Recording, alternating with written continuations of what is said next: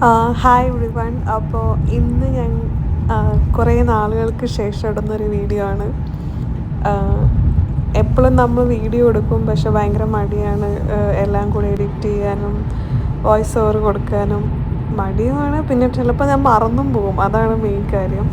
അപ്പോൾ ഇന്ന് എന്തായാലും ഞാൻ ഈ വീക്സ് സ്പെൻഡ് ചെയ്തിട്ടുള്ള 2-3 സ്ഥലത്തിലേക്കുള്ള അതിനെക്കുറിച്ചാണ് ഞാൻ ഇന്ന് വീഡിയോ ഇടുന്നത്. ഇതൊരു ഷോർട്ട് വീഡിയോ ആണ്.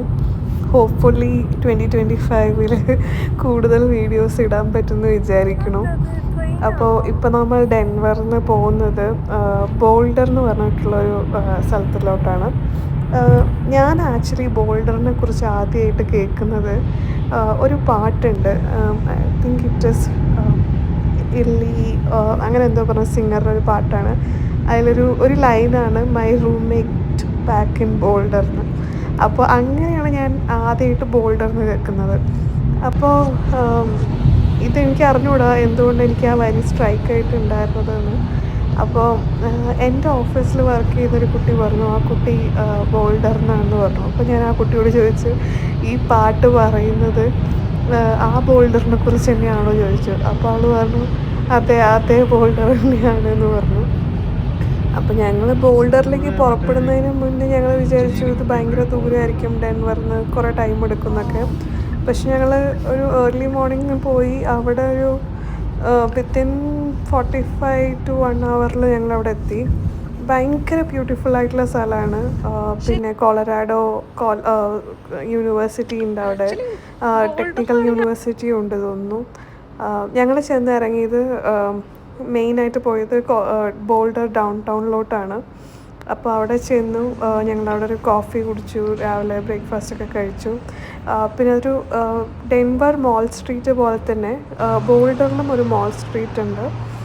അതിലൂടെ ഞങ്ങൾ നടക്കുക. രാവിലെ ആയതുകൊണ്ടും ഭയങ്കര തണുപ്പായതുകൊണ്ടും ആൾക്കാർ വളരെ കുറവായിരുന്നു. പിന്നെ ക്രിസ്മസ് ഡെക്കറേഷൻസൊക്കെ പലതും അവിടെ കാണാമായിരുന്നു. പക്ഷേ ഭയങ്കര ഒരു പീസ്ഫുൾ മോർണിംഗ് ആയിരുന്നു. അപ്പം ഞങ്ങൾ കവർ ചെയ്യാൻ ഉദ്ദേശിച്ച സ്ഥലം പെട്ടെന്ന് നമുക്ക് കവർ ചെയ്യാൻ പറ്റി. പിന്നെയുള്ളത് കൂടുതലും ആക്ടിവിറ്റീസ് റിലേറ്റഡ് ആണ്. അത് നമുക്ക് താല്പര്യം ഉണ്ടായിരുന്നില്ല എന്ന്.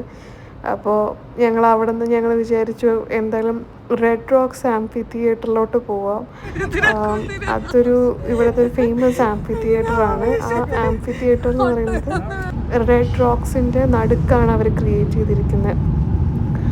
അപ്പോൾ ഈ അങ്ങോട്ടേക്ക് പിന്നെ ഞങ്ങൾ റൂട്ട് മാപ്പ് ഇട്ട് പിന്നെ അങ്ങോട്ട് പോവുകയാണ്. ആ വഴിയിൽ കാണുന്ന കാഴ്ചകളൊക്കെ ഭയങ്കര രസമായിരുന്നു. മഞ്ഞ് വീണ് കിടക്കുന്ന സ്ഥലങ്ങളും വീടുകളും റോഡും. ഈ മഞ്ഞ് വീണിട്ട് ഈ ഇലകളൊക്കെ കൊഴിഞ്ഞ മരങ്ങളിൽ മഞ്ഞ് വീഴുമ്പോൾ മഞ്ഞ് തുള്ളികൾ ഇങ്ങനെ നിന്ന് ഭയങ്കര ഒരു എന്താ പറയുക, നമ്മൾ ഈ പിക്ചറിലൊക്കെ കാണുന്ന പോലത്തെ സീൻസാണ് കേട്ടോ. അപ്പോൾ ഇതാണ് റെഡ് റോക്സ് ആംഫി തിയേറ്ററിലോട്ടുള്ള വഴി. ഇവിടെ നിങ്ങൾക്ക് കാണാൻ കഴിയുന്നത് ഭയങ്കര ആ റോക്സ് കണ്ടോ, ആ റോക്ക് ഫോർമേഷൻസൊക്കെ. അപ്പോൾ ഇങ്ങനെ പോയിട്ടുള്ളതാണ്. അവിടെ നമ്മൾ റെഡ് റോക്സിലെത്തും. ഞങ്ങൾ ആക്ച്വലി പോകുന്ന വഴിക്ക് സംസാരിച്ചു കൊണ്ടിരിക്കുകയായിരുന്നു. ഇത് ഇങ്ങനത്തെ ഒരു കോൺസെപ്റ്റ് കൊണ്ടുവന്ന ആളെക്കുറിച്ച് ആൾക്കാർ ഭയങ്കരമായിട്ട് ഒരു എന്താ പറയുന്നത്, ഭയങ്കര ഒരു കോൺസെപ്റ്റായിപ്പോയി അല്ലേ.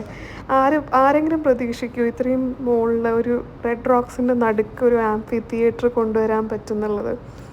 ഇത് 1931 പണി തുടങ്ങിയിട്ട് 1941 വരെ ഈ റെഡ് റോക്സ് ആംഫി തിയേറ്ററിൻ്റെ പണി നടക്കുന്നുണ്ടായിരുന്നു.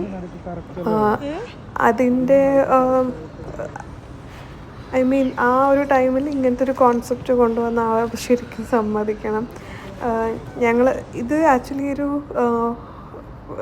ഫ്രീ ആയിട്ട് നമുക്ക് പോകാൻ പറ്റുന്ന ഒരു സ്ഥലമാണ്, അൺലെസ് ഒരു കോൺസെർട്ട് ഉള്ള ദിവസമാണെങ്കിൽ ഓഫ് കോഴ്സ് നമ്മൾ ടിക്കറ്റ് എടുത്തിട്ട് വേണം പോകാൻ. ഓക്കെ, ഇത് നെക്സ്റ്റ് ഡേ ആണ്. നെക്സ്റ്റ് ഡേ ഞങ്ങൾ ആക്ച്വലി വേറൊരു സ്ഥലമായിരുന്നു പ്ലാൻ ചെയ്തിരുന്നത്, ബ്രെക്കൻ റിഡ്ജ് എന്ന് പറഞ്ഞിട്ട്. അവിടെ പക്ഷേ ഹൈ സ്നോഫോളും പിന്നെ റോഡ് ബ്ലോക്സും ട്രാഫിക്കും എല്ലാം ഉള്ളത് കൊണ്ട് നമ്മൾ വിചാരിച്ചു വെറുതെ പോയി ട്രാഫിക്കിൽ കിടന്ന് ടൈം കളയണ്ട, അപ്പോൾ നമുക്കിവിടെ അടുത്തുള്ള ഗാർഡൻ ഓഫ് ഗോഡ്സ് പോവാമെന്ന്. അപ്പോൾ ഇന്നത്തെ ടെമ്പറേച്ചർ പ്രഡിക്ഷൻ ആക്ച്വലി ഭയങ്കര ഭയങ്കര എന്താ പറയുന്നത് അഡ്വേഴ്സ് ആയിട്ടുള്ള ടെമ്പറേച്ചർ ആയിരുന്നു ഇന്നത്തെ വെതർ പ്രഡിക്ഷൻ ഉണ്ടായിരുന്നത്. അപ്പോൾ ഞാനാണെങ്കിൽ ബൂട്ട്സ് എല്ലാം ഇട്ട് ഭയങ്കര ഇതിൽ പോവായിരുന്നു. പക്ഷേ ലക്ലി എനിക്കറിയില്ല അതർവൈസ് നമ്മുടെ ഇന്ന് ഭയങ്കര അത്യാവശ്യം നല്ല സണ്ണി ആയിട്ടുള്ള ഡേ ആയിരുന്നു. ഭയങ്കര തണുപ്പുണ്ടായിരുന്നു പക്ഷെ സ്റ്റിൽ സണ്ണി ആയിരുന്നു. അപ്പോൾ ഇവിടെ നമ്മൾ ഫസ്റ്റ് ചെന്നത് ഇവരുടെ മറ്റേ വിസിറ്റേഴ്സ് ഓഫീസ് പോലെ ഉണ്ടാവുമല്ലോ അവിടേക്ക് ആയിരുന്നു.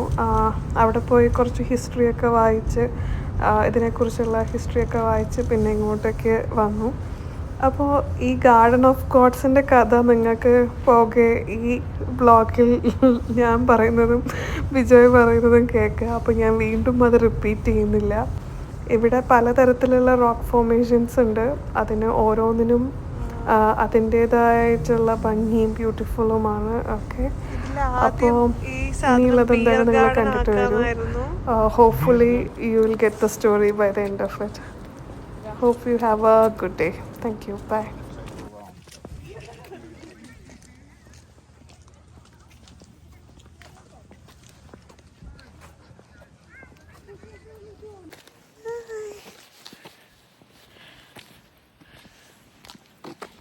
ഓക്കെ, അപ്പോൾ ഇതാണ് നമ്മുടെ ഗാർഡൻ ഓഫ് ഗോഡ്സ്. അതിൻ്റെ ഫോർമേഷൻ ഉണ്ടോ, ഓരോ റോക്സിനും ഓരോ പേരുണ്ട്. ഇതൊക്കെ എനിക്കറിയാവുന്നത്. ആക്ച്വലി ഇത് ഉണ്ടായതിൻ്റെ മെയിൻ രണ്ട് ആൾക്കാരാണ് അതിൻ്റെ മെയിനായിട്ടുള്ള ആൾക്കാർ. അതിലൊരാൾക്ക് ഫസ്റ്റ് ബിയർ ഗാർഡൻ തുടങ്ങാനായിരുന്നു ആഗ്രഹം. പിന്നെ അപ്പോൾ അയാളുടെ കൂടെയുള്ള ആൾ പറഞ്ഞു ഇത് ബിയർ ഗാർഡന് പറ്റിയതല്ല, ഇത് ഗാർഡൻ ഓഫ് ഗോഡ്സ് ആണ്, കാണുമ്പോൾ അതാണ് ഗോഡ്സിൻ്റെ ഗാർഡനെ പോലെ തോന്നുന്നത്. അങ്ങനെയാണ് ഗാർഡൻ ഓഫ് ഗോഡ്സ് ഉണ്ടായത്. എനിക്കറിയാവുന്ന കഥ.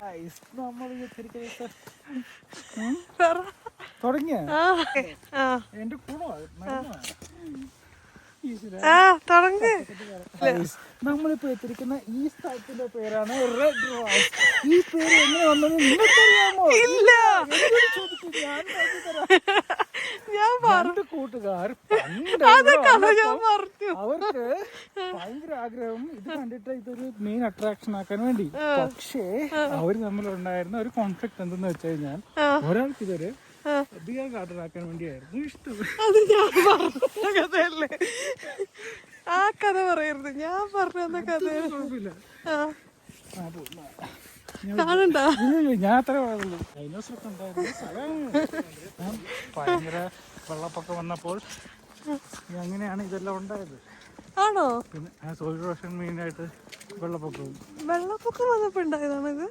പണ്ടത്തെ ഗ്രേറ്റ് ഫ്ലഡ് അങ്ങനെ സംഭവം ഉണ്ടെന്ന് പറയപ്പെടുന്നു. പിന്നെ ഇറോഷൻ, വിൻഡ്. ബാക്കിൽ ആളുണ്ടെങ്കിൽ പറയണേ. ഓ, അടിപൊളി പ്ലേസ്.